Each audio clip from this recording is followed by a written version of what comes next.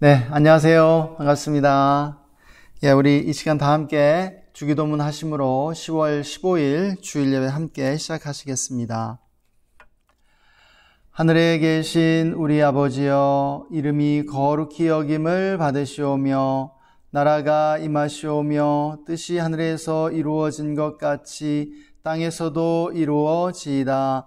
오늘 우리에게 일용할 양식을 주시옵고 우리가 우리에게 죄 지은 자를 사하여 준 것 같이 우리 죄를 사하여 주시옵고 우리를 시험에 들게 하지 마시옵고 다만 악에서 구하시옵소서. 나라와 권세와 영광이 아버지께 영원히 있사옵나이다. 아멘. 제가 말씀 한 구절 읽어드리겠습니다. 하나님이여, 내 마음을 정하였사오니 내가 노래하며 나의 마음을 다하여 찬양하리로다. 비파야 수금아 깰지어다. 내가 새벽을 깨우리로다. 여호와여, 내가 만민 중에서 주께 감사하고 문나라 중에서 주를 찬양하오리니 주의 인자하심이 하늘보다 높으시며 주의 진실은 궁창에까지 이르나이다. 하나님이여, 주는 하늘 위에 높이 들리시며 주의 영광이 온 땅에서 높임 받으시기를 원하나이다. 아멘. 이 말씀은 우리의 영혼을 깨우고 또 우리를 향해서 소리치고 있는 것 같습니다. 하나님이여, 내 마음을 정하였사오니 내가 노래하며 나의 마음을 다하여 찬양하리로다. 이렇게 시편의 이 시인이 고백하고 있는데요. 정말 우리가 예배할 때는 이렇게 우리의 마음을 결정하는 것이 중요하다는 사실을 깨닫게 됩니다. 내가 노래하며 나의 마음을 다하여 찬양하리로다. 이렇게 시인이 주님을 향하여 정말 결심하고 나오는 것을 보게 됩니다. 비파야 수금아 깰지어다. 내가 새벽을 깨우리로다. 정말 비파야 수금아 깰지어다. 비파와 수금을 깨우는 것이 아니라 우리의 영혼을 깨우고 있는 것이죠. 그래서 우리가 정말 이 시편의 고백처럼 우리의 마음을 다해 주님을 찬양하기로 결정하고 선택하면서 또 이 시간 주님을 예배하기 원합니다. 우리 다 함께 오늘 예배를 위해 함께 기도하시겠습니다. 함께 기도하십시다.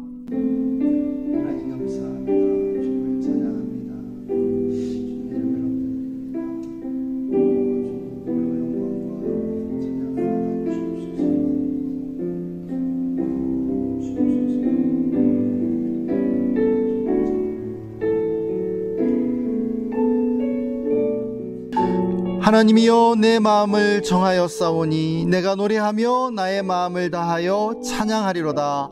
비파야 수금아 깰지어다. 내가 새벽을 깨우리로다. 아멘. 하나님, 하나님을 예배하는 자로 불러주셔서 감사합니다. 하나님을 예배할 수 있음이 우리의 영혼의 최고의 특권임을 고백합니다. 하나님, 이 시간 우리의 영혼이 하나님을 찬양하기로 결정하며 나아갑니다. 주님 홀로 모든 영광과 찬양을 받아주옵소서. 이 시간 예수님의 보혈로 우리를 덮어주시기를 원합니다. 우리의 모든 죄악과 허물을 회개하며 나아가오니 주님 우리를 용서하시고 우리를 새롭게 하여 주시옵소서. 성령님 충만하게 임재해 주시기를 원합니다. 성령님을 인정하고 환영하고 모셔드리고 의지하오니 충만하게 임하여 주옵소서. 나사렛 예수의 이름으로 우리 예배를 방해하는 정사와 권세와 이 어둠의 세상 주관자들과 하늘에 있는 악의 영들을 꾸짖노라. 떠나갈지어다. 잠잠할지어다. 주님 감사합니다. 신령과 진정으로 드리는 우리의 예배를 주님 받아주시고 주님 이곳에 임재하여 주옵소서. 보좌를 정하시고 좌정하셔서 통치하여 주옵소서. 온 땅 가운데 주님만 홀로 예배 받으시기를 원합니다. 함께 예배하는 우리 모든 이들에게 놀라운 은혜 더해 주시기를 간구합니다. 감사와 찬양을 올려드리며 주 예수님의 이름으로 기도했습니다. 아멘. 이 시간 우리 다 함께 기쁨으로 주님을 찬양하시겠습니다.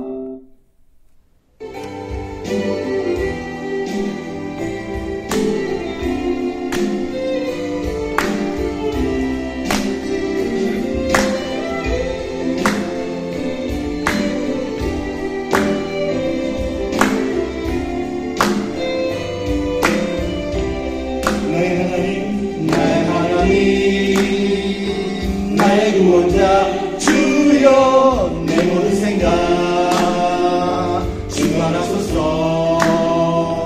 나의 선물을 주께 드리길 원해. 내게 오셔서 깨우쳐 주소서. 전능하신 주 전능하신 주 유일하신 주 나의 입술로 주 찬양합니다.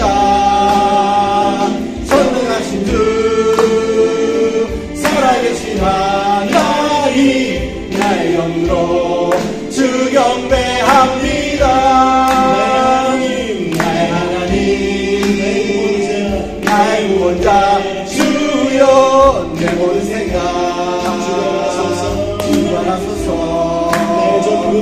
나의 전부를 주께 드리길 원해. 내게 오셔서 깨우쳐 주소서. 전능하신 주 전능하신 주 유일하신 주 나의 입술로 주 찬양합니다. 영원하신 주 살아계신 하나님 나의 영으로 주 경배합니다. 전능하신 주 유일하신 주 나의 입술로 주 찬양합니다. 영원하신 주 살아계신 하나님 나의 영으로 주 경배합니다. 나의 하나님 나의 피난처 주여 내 모든 생활 주관하소서. 나의 영으로 주께 드리길 원해. 나의 마음을 열어주소서. 전능하신 주 유일하신 주 나의 입술로 주 찬양합니다. 영원하신 주 살아계신 하나님 나의 영으로 주 경배합니다. 전능하신 주 유일하신 주 나의 입술로 주 찬양합니다. 영원하신 주 살아계신 하나님 나의 영으로 주 경배합니다. 전능하신 주 유일하신 주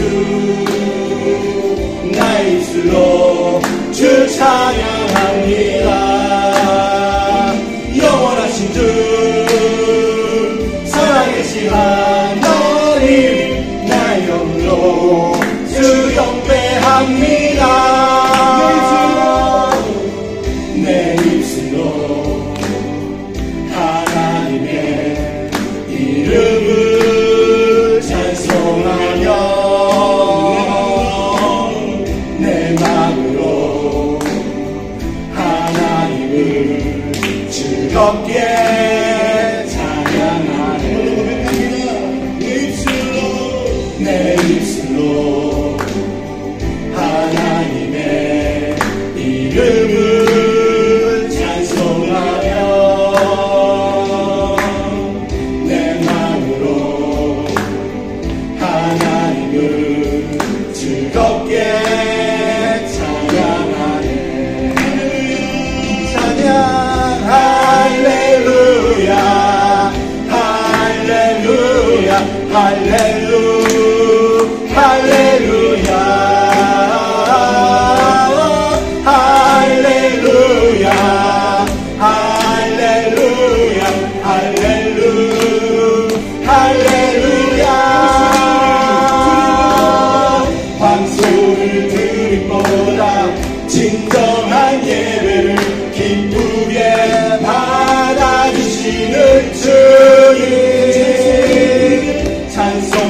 부르며 영원히 섬기 주님께 영광 돌리리.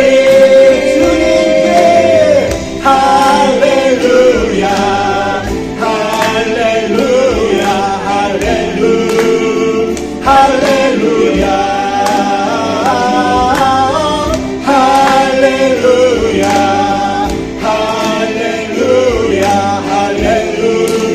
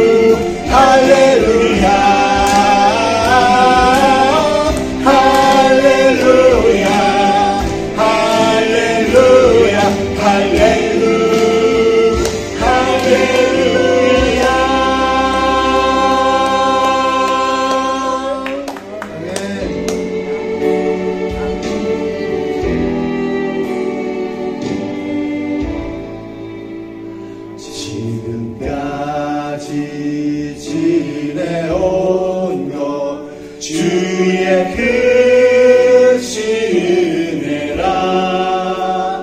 한이 넘는 주의 사랑 어찌 이루 말하랴. 찬양해나 주의 손이 항상 살펴주시고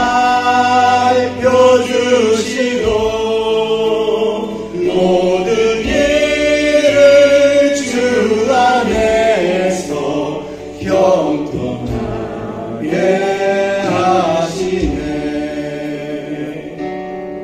지금까지 지내온 것 주의 크신 은혜라. 한이 없는 주의 사랑 어찌 이루 말하랴. 찬양해나 주의 손이 항상 살펴주시고 모든 일을 주 안에서 형통하게 하시네. 몸도 맘도 연약하나 세임받아 살았네. 물 붓듯이 부으시는 주의 은혜 족하라. 사랑 없는 거리에 나 험한 산길에 맺게 주의 손을 굳게 잡고 찬송하며 가리라. 주님 다시 되올 날이 날로 다가와 무거운 짐 주께 안겨 벗을 날도 멀잖네. 나를 위해 예비하신 고향 집에 돌아가 아버지의 품 안에서 영원토록 살리라. 주의 손이 찬양해나 주의 손 항상 살펴주시고 모든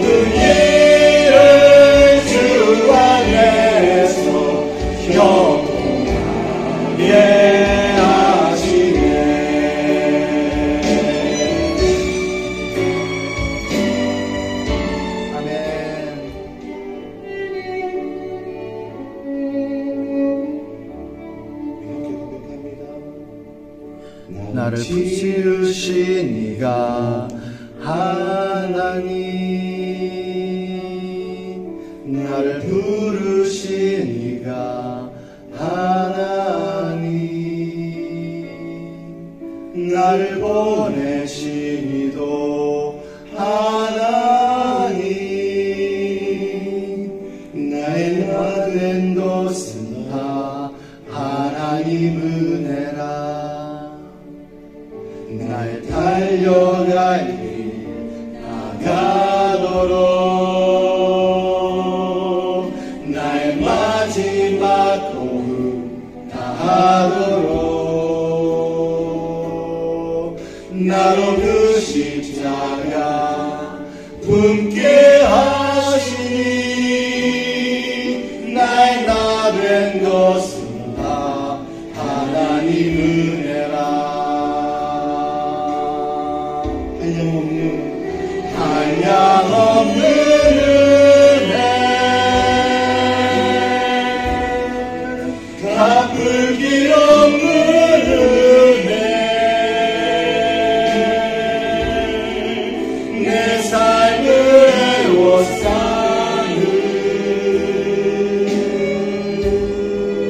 하나님의 은혜,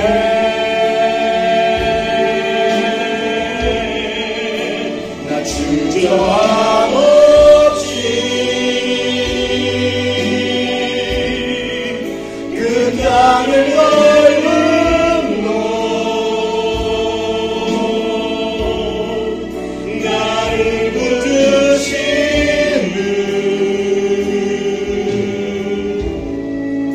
하나님의 은혜. 여러분도 고백하시면서 나를 지으신 이가 하나님, 나를 부르신 이가, 나를 부르신 이가 하나님, 나를 보내신 이도 하나님, 나의 나 된 것은 다 하나님 은혜라. 달려갈 길 나가도록, 나의 마지막 호흡 다하도록, 나로 그 십자가 품게 하시니, 나의 나 된 것은 다 하나님 은혜라.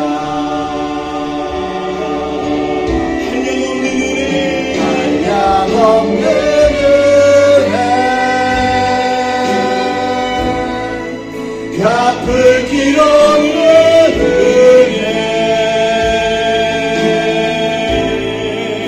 내 삶을 애워싸는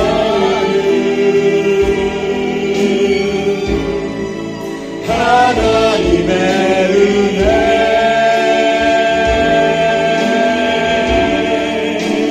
주저함 없이 그 땅을 밟음도 나를 붙드시는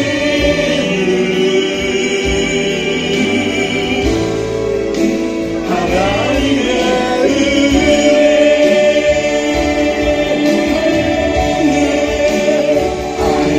없는 은혜, 갚을 길 없는 은혜, 내 삶을 애워싸는 하나님의 은혜,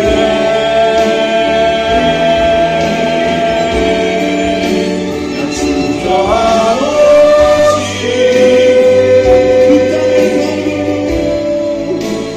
땅을 넓음도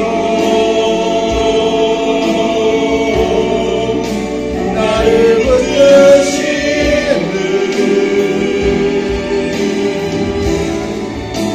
하나님의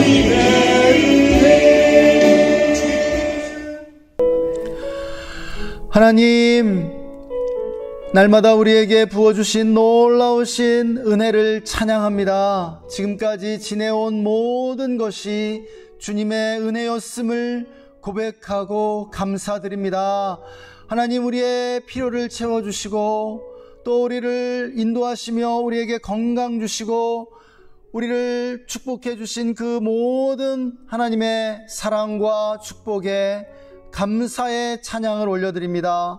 주님, 이 시간 함께 예배한 우리 모든 성도님들, 우리의 지체들 축복해 주시고 은혜를 베풀어 주시기 원합니다. 삶의 그 모든 문제와 어려움들 다 해결해 주시고 또 마음의 근심, 걱정, 염려들 주님 정말 하나님의 그 놀라우신 은혜로 아버지 티끌처럼 다 흩어지고 또 사라지게 하여 주시옵소서. 하나님, 또한 모든 기도의 제목들 다 응답해 주시기를 원합니다. 하나님, 수원이 의의 도시가 되게 해 주십시오. 우리가 살아가는 지역과 또 마을들이 주님을 경외하며 주님께로 돌아오게 하여 주시기를 원합니다. 하나님, 특별히 우리나라를 긍휼히 여겨주시고 평화를 내려주옵소서. 남과 북에 평화를 주시고 평화통일 이루게 해주시기를 원합니다. 주님, 저 멀리 이스라엘과 팔레스타인에 정말 전쟁이 발발했다는 그러한 소식을 듣습니다. 아버지, 그 땅의 비극이 주님 속히 끝나게 하여 주시고 전쟁도 그치고 주님 평화가 회복될 수 있도록 은혜를 베풀어 주시옵소서. 지구촌 곳곳에 갈등과 분쟁과 전쟁들 가운데 주님 평화의 왕으로 임하여 주시기를 원합니다. 아버지, 또한 선교지와 선교사님들을 기억하여 주시고 선교지에 부흥의 은혜를 내려주옵소서. 선교사님들을 돌보시고 보호하시며 또한 가정 가운데 은혜를 더해 주시기를 원합니다. 주님, 이 시간 말씀을 듣기 원합니다. 말씀 가운데 주님 지혜와 계시의 정신으로 임하여 주시고 우리 모두에게 큰 은혜를 더해 주시기를 원합니다. 감사와 찬양을 올려드립니다. 주님 홀로 우리의 예배를 받아주옵소서. 감사하며 주 예수님의 이름으로 기도했습니다. 아멘. 오늘 우리에게 주시는 하나님의 말씀은 룻기 4장 13절에서 17절의 말씀입니다. 우리 이 말씀 한 목소리로 읽겠습니다. 시작. 이에 보아스가 룻을 맞이하여 아내로 삼고 그에게 들어갔더니 여호와께서 그에게 임신하게 하심으로 그가 아들을 낳은지라. 여인들이 나오미에게 이르되 찬송할지로다. 여호와께서 오늘 내게 기업 물을 자가 없게 하지 아니하셨도다. 이 아이의 이름이 이스라엘 중에 유명하게 되기를 원하노라. 이는 내 생명의 회복자이며 내 노년의 봉양자라. 곧 너를 사랑하며 7 아들보다 귀한 내 며느리가 낳은 자로다 하니라. 나오미가 아기를 받아 품에 품고 그의 양육자가 되니 그의 이웃 여인들이 그에게 이름을 지어주되 나오미에게 아들이 태어났다 하여 그의 이름을 오벳이라 하였는데 그는 다윗의 아버지인 이새의 아버지였더라. 아멘. 예, 할렐루야. 예, 우리 시원한 가을입니다. 예, 더위가 이제 물러가고 이렇게 그 선선한 가을, 또 정말 가을 하늘이 푸르른 그러한 계절입니다. 이 가을을 또한 누리시고 또 정말 그 풍성한 또 결실을 거두시는 그런 결실의 계절로 보내게 되시기를 축복합니다. 그 스티븐 코비의 성공하는 사람들의 7가지 습관을 여러분 아시죠? 읽어보신 분도 있을 것이라고 생각이 됩니다. 우리 리더십 분야에 아주 이제는 뭐 고전적인 책이 되었습니다. 이 책에서 스티븐 코비는 성공하는 사람들의 그 7가지 습관을 이렇게 소개하면서 우리들이 성공하는 사람들이 되기 위해서 이렇게 훈련해야 할 그 7가지를 소개하는데요. 그 첫 번째 습관, 이 무엇이냐면은 주도적이 되라는 것이죠. 예, 여러분 잘 아시리라고 생각합니다. 이것은 우리가 인생을 살아가는데 대단히 중요한 포인트라고 믿습니다. 상황에 떠밀려가는 수동적인 사람이 되지 말고 주도적이 되라는 것이죠. 주도적이 되라는 것은요, 상황에 대해서 반응할 그러한 자유가 우리에게 주어져 있다는 것입니다. 그 자유를 사랑하라는 것이죠. 죽음의 그 수용소에서라는 그 책에서 빅터 프랭클이 우리에게 그 말해주는 것이 있습니다. 인간이 가장 비참하고 가장 정말 극단적인 그 한계 상황 속에 있을 때에도 인간에게 자유가 주어져 있다는 거예요. 그 상황에 대해서 우리가 선택할 수 있는, 기쁨을 선택하고 소망을 선택하고 긍정을 선택할 수 있는 그 마지막 자유는 남아있더라는 것입니다. 그리고 그 자유를 빼앗을 사람이 아무도 없고요, 그 어느 누구도 빼앗기지 않는 궁극적인 그러한 존엄성이 인간에게 부여되어 있다는 것을 우리에게 말해주고 있는 것을 보게 되는 것이죠. 여러분, 이렇게 주도적인 사람만이 불행을 행복으로 바꿀 수 있고요, 또 실패 가운데서 성공을 이끌어낼 수 있다라는 것입니다. 저는 특별히 오늘 룻기를 리더십의 관점에서 함께 살펴보기를 원합니다.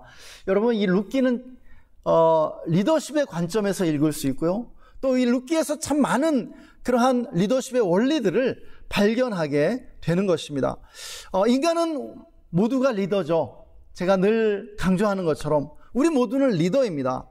네, 따르는 멤버가 있어야만 리더가 되는 것이 아니고요, 우리가 리더십을 영향력의 관점에서 해석한다면 우리 모든 인간은 영향력이 있습니다. 세상을 바꿀 영향력이 우리 모두 안에 있다라는 것입니다. 그래서 우리가 이 리더십을 개발한다라고 하는 것은 인생을 잘 살아가고 또 인생을 잘 사는 법을 연습한다는 것을 의미한다라고 믿습니다. 좋은 관계의 원리라는 그러한 주제로 오늘까지 4주째 이렇게 룻기를 살펴보고 있습니다. 우리가 읽은 이 4장은 룻기의 결말을 보여주는 부분이죠. 드디어 모두가 행복해지는 해피엔딩으로 룻기가 끝나는 것을 우리는 보게 됩니다. 나오미, 또 룻, 그리고 보아스가 다 같이 행복해지고 있죠. 이전에는 불행하고 비참했던 이들이 풍성하고 충만한 삶을 이루게 됩니다. 그래서 룻기는 우리에게 말하고 있는 것이에요. 현재 상태에 안주하지 말고 그 상태가 어떠하든지 그 상태에 머물지 말고 보다 의미 있고 충만한 삶을 주도적으로 일구어 나가라고 말입니다. 룻기의 주인공들은 의미 있고 충만한 삶을 가꾸어 갑니다. 예, 그들이 주도적인 사람들이었기 때문입니다. 상황에 떠밀려 수동적으로 살아간 것이 아니죠.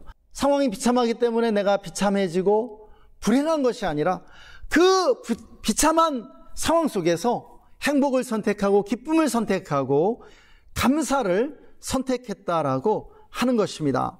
우리가 한 사람씩 살펴보면요, 먼저 나오미는 모압을 떠나 이스라엘로 돌아오기로 주도적으로 결정합니다. 예, 우리가 앞서 살펴보았던 것처럼 나오미가 이스라엘로 돌아오는 것이 얼마나 어려운 선택이었는지 우리가 살펴볼 수 있었죠. 그리고 이스라엘로 방향을 정하고 길을 떠난 직후에는 이제 며느리들에게 이것이 얼마나 큰 희생을 의미하는지를 생각하게 됩니다. 그래서 이제 며느리들에게 친정으로 돌아가라고 먼저 말하죠. 기다리지 않았어. 며느리들이 이제 어머니, 저희는 이스라엘로 돌아갈 수가 없습니다. 왜냐하면 그곳은 저희에게 너무 낯선 땅이고 또 그 땅의 사람들은 우리를 이방인이라고 멸시하기 때문이에요.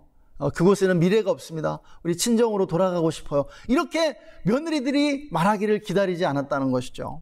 어쩌면 오르바, 친정으로 돌아간 그 오르바가 어머니에게 눈치를 주었는지도 모르겠어요. 정말 시어머니에게 그런 말 꺼내는 것이 어려울 것이라는 것을 충분히 고려한 그러한 행동이었다라고 생각이 됩니다. 이스라엘로 돌아온 후에도 룻에게 격려와 그러한 조언을 아끼지 않죠. 결국 며느리였던 이 룻은 나오미의 격려와 조언으로 결국 보아스와 결혼하는데 성공한 것을 보게 됩니다. 이 룻기에서 가장 주도적인 사람은 역시 룻입니다. 룻은 자기를 따라오지 말라는 시어머니의 만류를 아주 극구 사양하죠. 그리고 적극적으로 시어머니를 설득해서 이스라엘로 함께 들어오게 됩니다. 그리고 추수철이 되자 누가 옆구리 찌른 것도 아닌데 먹을 양식을 구하겠다고 집을 나섭니다. 이방 여인이 낯선 외국 땅에서 아주 낯선 그러한 남자들을 따라가서 남의 밭에서 이삭을 줍습니다. 여러분, 남의 밭에서 떨어진 이삭을 주어야 했을 때 이것이 얼마나 룻에게 어려웠을까요? 수치스러웠을까요? 부끄럽지 않겠습니까? 정말 아리따운 여인이요, 마치 이렇게 구걸하는 사람처럼 남의 밭에서 사람들이 떨어뜨리는 그 이삭을 줍는 것입니다. 그러나 체면이나 부끄러움을 무릅썼죠. 그것은 중요하지 않았어요. 자신이 해야 할 일을 해야 한다라고 생각했습니다. 그것이 그녀의 용기였죠. 그리고 마지막으로 그녀의 이 주도적인 면은 우리가 지난주에 보았던 그러한 장면, 보아스에게 청혼하는 장면에서 아주 극적으로 절정에 이르게 됩니다. 마지막 주인공인 이 보아스 역시 룻에게 먼저 주도적으로 찾아가서 친절을 베풀어 주죠. 룻이 친절을 구한 게 아니었습니다. 나오미의 며느리라는 사실을 알고 그에게 아주 적극적으로 모든 호의를 베푸는 것을 보게 되죠. 또 룻을 좋아하는 마음이 있지만은 다가서지 못했었죠. 처음에는 이렇게 망설였는데요, 룻에게 프로포즈를 받은 이후에는 주도적으로 변신하는 것을 보게 됩니다. 기업 물을 권리에 있어서 자기보다 우선순위에 있던 남자가 있었는데요, 그 사람을 제쳐놓고 기업 물을 권리를 행사할 수가 없었습니다. 그래서 이제 자기에게 찾아온 이 기회를 놓치지 않기 위해서 날이 새자마자, 잠도 자지 않고 나를 꼬박 세우고는 날이 새자마자 아주 부지런하게 행동을 개시합니다. 그리고는 기업 물을 권리가 첫 번째 우선순위에 있던 그 사람을 만나서 단판을 지어버립니다. 그리고는 그 사람에게 그 권리를 포기하게 하고 자신이 그 권리를 이제 물려받습니다. 여러분, 결국은 용기 있는 자가 미인을 얻게 되는 것이죠. 행복은요, 주도적인 사람에게 찾아온다는 사실을 우리는 알게 됩니다. 감나무 아래서 감 떨어질 때까지 입 벌리고 있는 사람에게 감이 떨어지는 게 아니에요. 감을 먹고 싶으면 감을 따야 하는 것이죠. 하나님은 스스로 돕는 자를 돕는다는 이 말은 인본주의가 아닙니다. 이건 진리예요. 하나님은요, 스스로 돕는 자를 도우십니다. 우리가 이 말을 늘 기억하며 살기를 원합니다. 할렐루야.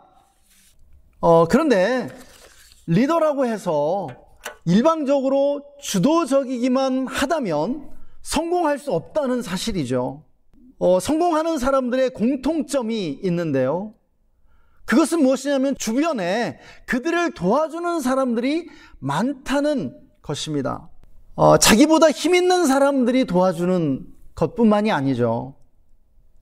자기보다 힘이 없고 자기를 따르는 멤버들에게 도움을 받아야 한다는 것이에요. 여러분, 효과적인 사람들은 어떤 사람들인지 아십니까? 여러분, 멤버들에게 이 사람은 내가 도와주지 않으면 안 돼, 이 사람을 도와주고 싶다는 그러한 마음을, 그러한 생각을 불러일으키는 사람만이 여러분 효과적인 리더가 될 수 있다는 것이에요. 성공할 수 있다는 것입니다. 완벽한 리더, 너무 똑똑하고 잘나서 다른 사람의 도움이 필요 없는 그러한 사람은 성공할 수가 없다라는 것이죠. 특별히 리더들은 더 그렇습니다. 우리가 역사를 보면 이 역사 속에는 유명한 라이벌들이 이렇게 자주 등장하곤 하는데요. 그 가운데 메가더와 아이젠하워가 있다고 합니다. 이 두 사람은 여러분이 아시는 것처럼 둘 다 2차 세계대전의 영웅이었죠. 2차 세계대전을 승리로 이끄는데 아주 중요한 역할을 맡았던 사람들이 바로 메가더와 아이젠하워였습니다. 이들 두 사람 모두 미군에서 원수의 지위에 오른 이들이었죠. 원래 메가더가 그 아이젠하워의 상관이었다고 합니다. 그렇지만은 이 두 사람은 견원지간처럼 서로에게 으르렁대고 서로를 견제하고 아주 서로를 주시하면서 어떻게 해서든지 서로를 앞서려고 아주 기를 쓰고 그렇게 경쟁했던 그러한 사이가 됩니다. 왜 그러냐면은 이 두 사람이 성향이 정반대였기 때문이에요. 메가더는 어떤 장군이었냐면 너무 똑똑해서 참모들의 도움이 필요 없는 리더였던 것이죠. 그래서 아이젠하워가 메가더의 원래 참모였었는데요. 메가더가 그냥 아이젠하워를 너무 무시하고 자기 독단적으로만 그렇게 결정하고 행동하니까 아이젠하워가 굉장히 힘들었다라고 그렇게 말하고 있습니다. 이 메가더는 아주 정말 탁월한 장군이었었고요. 실제로 전략에 있어서나 작전에 있어서나 이 사람보다 똑똑한 사람이 주변에 있을 수가 없었습니다. 그리고 또 필요로 하지도 않았었고요. 이에 비해서 아이젠하워는 똑똑한 참모들에게 둘러싸여서 그들의 도움을 받아야 성과를 낼 수 있는 리더였죠.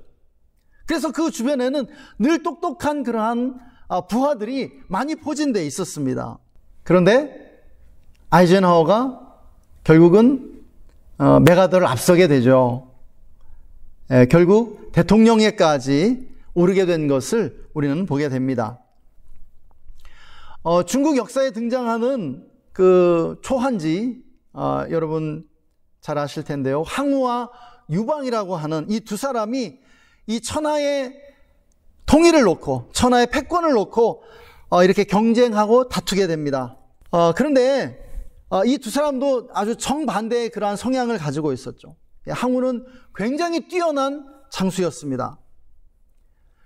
그렇지만 자기보다 똑똑하고 능력 있는 인재들을 활용할 줄 모르는 그러한 아주 독선적인 사람이었죠.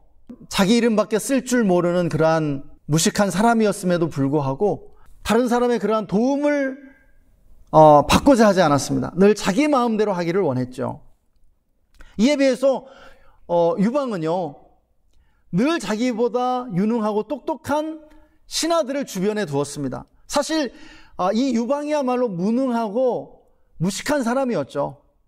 정말 이 사람이 리더가 될 만한 그러한 사람이 아니었습니다. 그런데 이 사람은요, 자기보다 유능하고 똑똑한 신하들을 활용할 줄 아는 그런 리더였다는 것이죠. 결국은 이 유방이 항우를 물리치고 한 나라를 창업하는 그러한 초대 황제가 된 것을 우리는 알고 있습니다.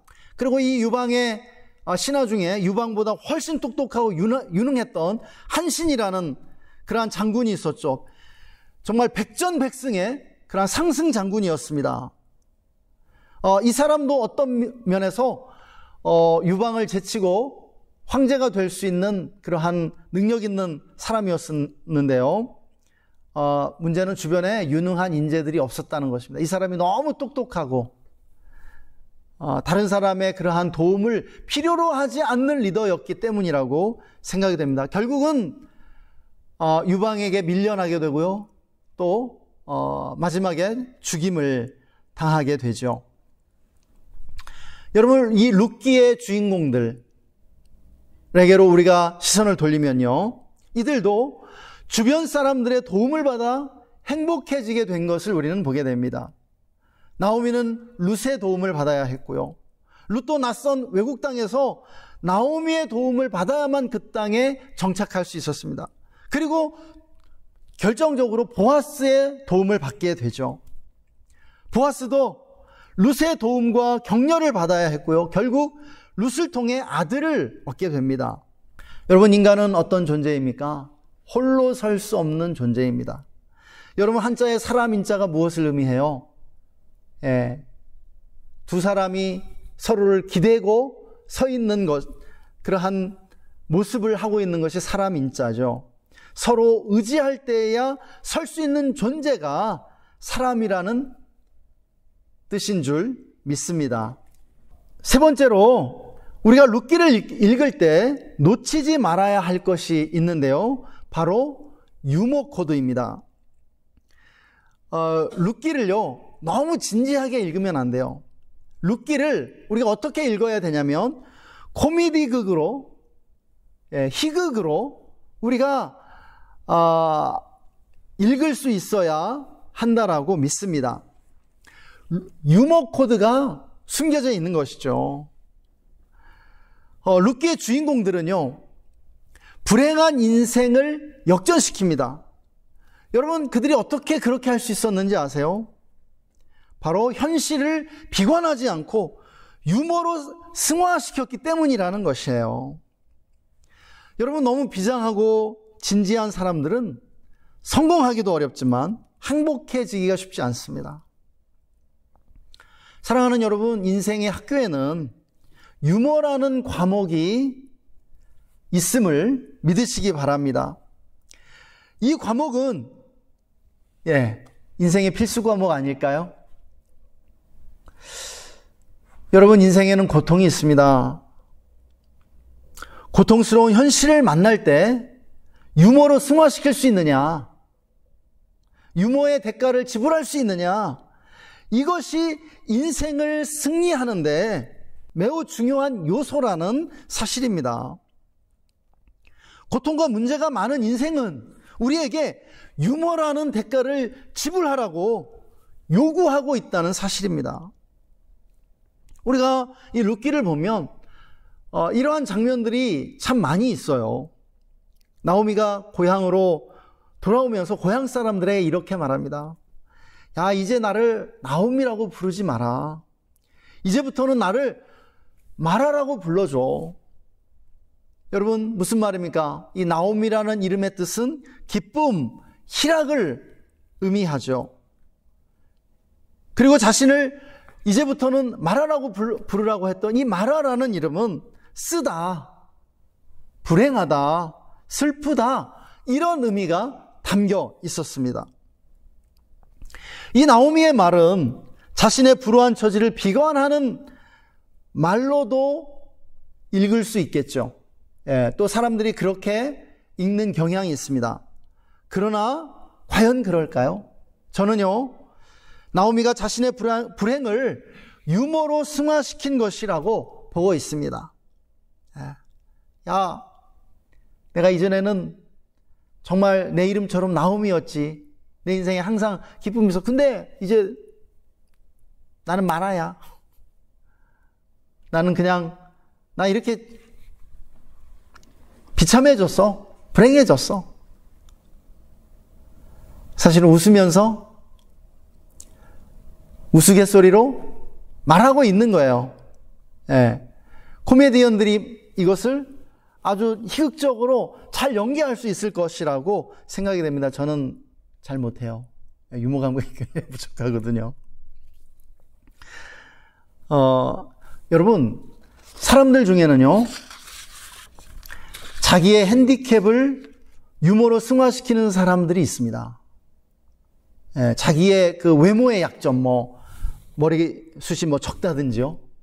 또 몸에 어떤 장애가 있다든지요. 또 목소리가 이상하다든지. 이런 것들요.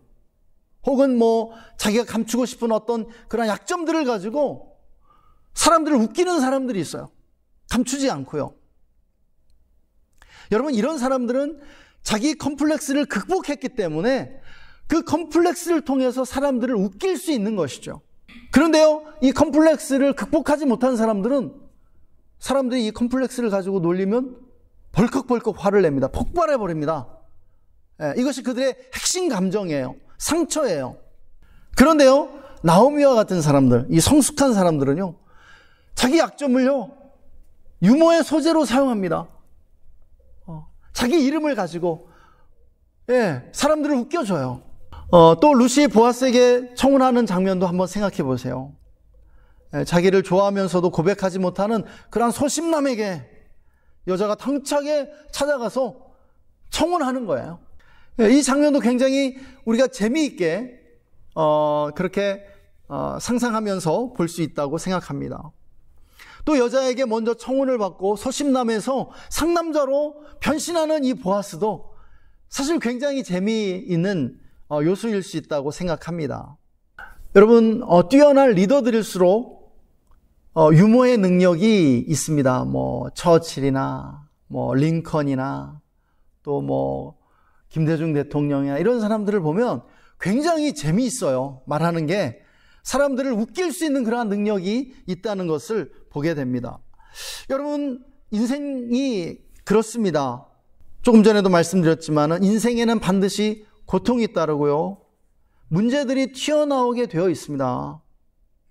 이런 문제들 앞에서 너무 진지하기만 하면 불평하고 화내다가 인생 끝나게 돼요. 인생 종치게 됩니다.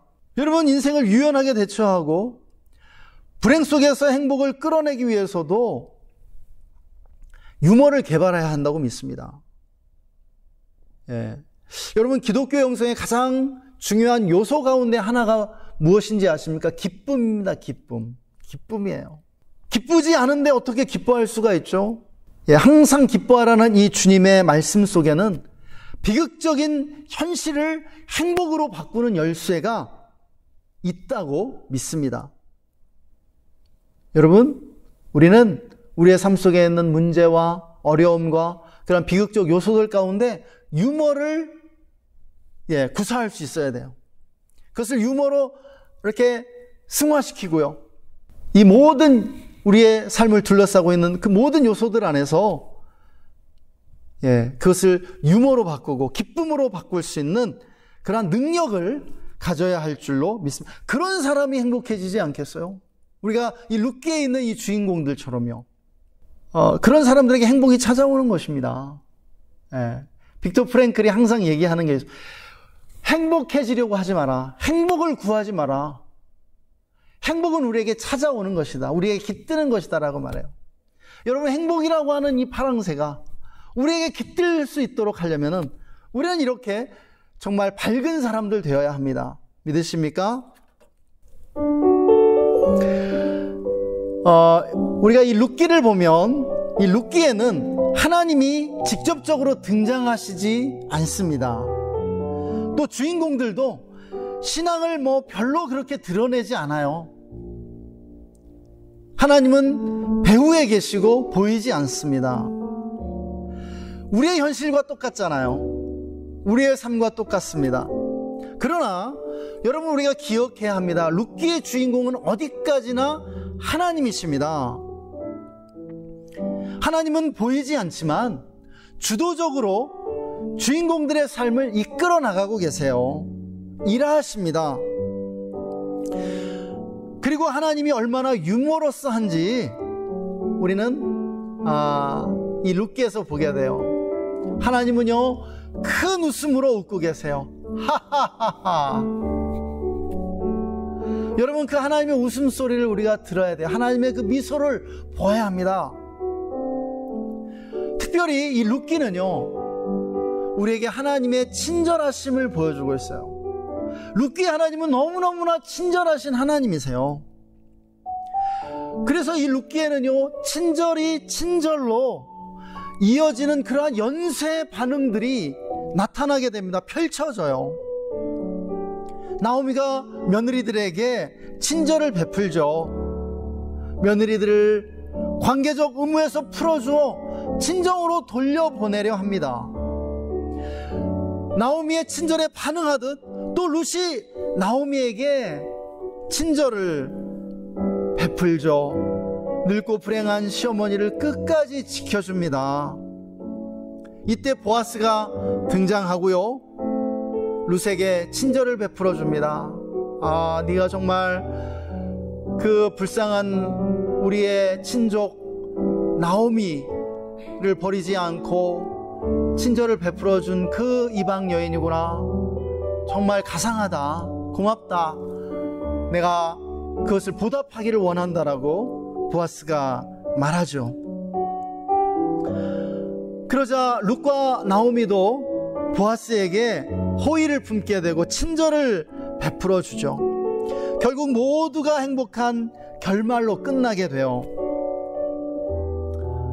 이 본문에서 나오미는 룻이 낳은 그 아들을 자기의 아들로 삼습니다. 사실은 기업물을 자를 통해서 이제 룻이 아이를 낳았을 때 그 아이는 나오미 가문의 아이가 되는 거예요. 대를 잇게 되는 것입니다. 나오미는 기쁨이 충만해졌죠. 룻도 너무 행복한 삶을 살게 됐어요. 보아스의 기쁨은 말할 나위도 없죠. 사랑하는 아내를 얻었고요, 또 후계자를 얻었던 것입니다. 그런데 우리는 이 친절한 사람들 배후에 계신 친절하신 하나님을 보게 되는 것입니다. 이 룻기에서요. 하나님은 이 룻기의 주인공들을 축복하셔서 이들의 그러한 계보에서 다윗을 태어나게 하시고요, 그리고 다윗을 통해서 먼 훗날 1000년 후에 예수 그리스도를 이 땅에 보내주신다라고 하는 것입니다. 그래서 이 룻기는요, 친절하신 하나님의 이야기입니다. 여러분, 우리가 룻기에서 무엇보다도 배워야 하는 것은 친절의 영성을 배워야 합니다. 친절이 무엇입니까? 친절은 기쁨과 함께 기독교 영성의 가장 중요한 요소 가운데 하나죠. 사랑의 특징 가운데 하나고요. 사랑은 친절한 것입니다. 친절은 따뜻한 것이고요.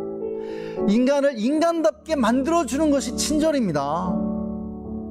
인간 사회를 밝고 환하게 만들어주는 것이죠. 우리는 날마다 성찰해야 합니다. 나는 오늘도 친절했는가? 내가 혹시 불친절해서 상처받은 사람은 없는가? 성찰해야 돼요. 여러분, 친절한 사람이 다른 사람을 행복하게 해주는 사람이고요, 불행을 행복으로 바꿀 수 있는 사람이죠.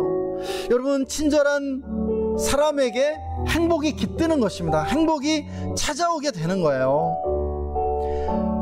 그리고 이 친절한 사람이 성공하는 것입니다. 어떤 사람이 성공하겠어요? 우리는 룻기를 보면 하나님이 친절한 사람들에게 친절을 베푸시는 것을 보게 되는 것이에요. 친절하신 하나님은 친절한 사람들에게 친절을 베풀어 주십니다. 여러분, 역사를 보아도 탁월한 리더들일수록 친절한 사람들인 것을 보게 돼요. 여러분, 리더들이 어떻게 존경을 얻게 됩니까? 그들이 단지 성과를 많이 냈기 때문이 아니에요. 성과를 낸 것도 왜 성과를 냈느냐? 친절해서 성과를 낸 겁니다. 그리고 친절하기 때문에 사람들이 좋아하고 따르고 그리고 존경하게 된 것이죠. 이렇게 우리가 친절한 사람 되기 위해서는 무엇보다 무엇이 필요한지 아십니까? 친절하신 하나님을 믿고 만나야 합니다. 여러분을 향한 하나님의 친절하심을 믿으시기 바랍니다. 하나님은 얼마나 친절하신 분인지 모릅니다. 그런데 우리는 하나님이 불친절한 것 같다고 너무나 자주 오해하고 원망하고 불평하죠. 나에게만 하나님이 불친절하신 것 같아.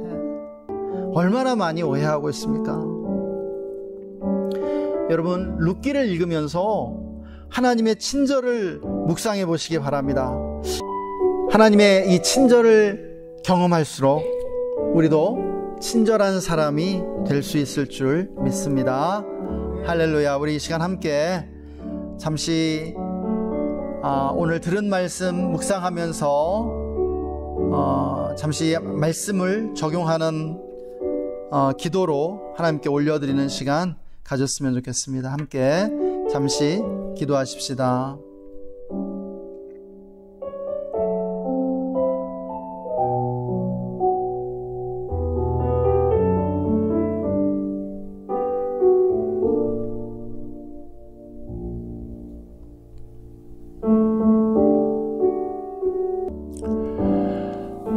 하나님 감사합니다. 오늘도 우리에게 말씀해 주심을 감사하고 찬양합니다. 하나님, 우리가 우리의 삶에 주도적인 사람들이 되기를 원합니다. 상황에 떠밀려 살아가는 사람들이 아니라 그 상황에 대해서 어떻게 반응할지를 우리 스스로 결정하고 우리의 삶의 그 모든 요소들을 우리가 행복으로 바꾸어 가기로 결정합니다. 하나님, 우리가 너무 센 척하지 않고 너무 똑똑한 척하지 않게 해주십시오. 우리에게는 다른 사람들의 도움이 필요함을 고백합니다. 우리가 지금까지 다른 사람들의 도움을 받아 살 수 있었고 지금에 이룰 수 있었음을 고백합니다. 앞으로도 우리에게는 다른 이들의 도움이 필요합니다. 다른 이들의 도움을 받아 살아갈 수 있도록 주님 큰 은혜를 베풀어 주시기를 원합니다. 하나님, 또한 우리가 우리 인생 가운데 유모의 대가를 지불하며 살게 하여 주시옵소서. 아버지, 우리의 삶의 모든 요소들을 유모로 승화시켜 나갈 수 있도록 우리 안에 유모의 능력, 기쁨의 능력을 더해 주시기를 간구합니다. 하나님, 또한 무엇보다 우리가 친절한 사람들 되기 원합니다. 그리고 정말 하나님의 그 친절하심을 경험하고 다른 이들에게 친절을 베풀며 친절의 영성을 훈련해 나가기를 원합니다. 하나님, 날마다 친절하신 하나님 보여주십시오. 하나님의 친절을 경험하며 우리도 정말 화내거나 불평하고 원망하면서 인생을 낭비하지 않고 감사하며 또 친절을 베풀며 살기를 원합니다. 감사합니다. 주님을 찬양합니다. 우리를 그렇게 인도하실 주님께 감사드리며 주 예수님의 이름으로 기도했습니다. 아멘. 지금은 우리의 유일하신 선생이시요 지도자이신 우리 구주 예수 그리스도의 놀라우신 은혜와 우리를 사랑하사 우리에게 끊임없이 친절을 베풀어 주시는 하나님 아버지의 영원하신 사랑하심과 지금 이곳에 계셔 우리들에게 불행을 행복으로 바꾸는 그러한 리더십을 부여해 주시는 성령님의 내주 충만 교통 기름 부으심이 오늘 말씀을 듣고 하나님의 말씀을 따라 살기로 다짐하는 우리 모든 성도님들과 그 가정과 직장과 삶의 현장 위에 그리고 우리가 주의 교회와 우리나라 대한민국 위에 지금으로부터 영원토록 함께 계시기를 간절히 축원하옵나이다. 아멘.